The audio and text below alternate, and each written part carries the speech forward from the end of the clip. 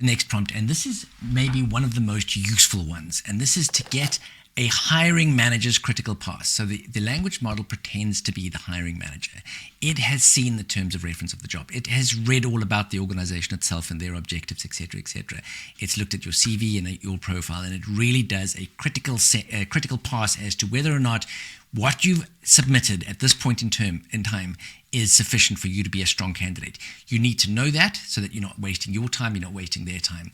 And in this particular example, I've copied across this prompt that's here, and you can just push copy there and taken it into Claude. I've pasted it in there. I won't do it again. I've just pasted it in there 2 minutes ago. And when you run this, it's quite interesting because you go down, okay, and here it starts. Essentials, not met or not met, and it goes through the essential criteria for this job and gives you an evaluation as to whether or not you meet them. And in my case, there's all sorts of things where it sort of says, look, you don't meet the bar here, you don't meet the bar there. Skills, essentials, bada bing, bada boom. First impressions, it's leaning no here. It's kind of saying to me, look, you know, from what I know about you, you're not a great candidate for this job. And it goes through the issues systematically. Here's a big table. Here's the issue. This is why it matters. How to fix it. Whether that's a high priority or not. Goes through all the issues. Boom shakalaka.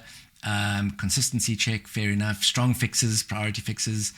Excellent verdict. And it's basically saying, look, as your CV stands at the moment, you're probably not a good candidate for this particular job. Now, some of the time you haven't provided it with information that actually could fix the things that it's saying are missing, which is great. You know to include them in your CV. You need to make those changes, and you may well still be a good candidate. But this is a huge time saver. You don't want to be applying for jobs for which you're not a good candidate.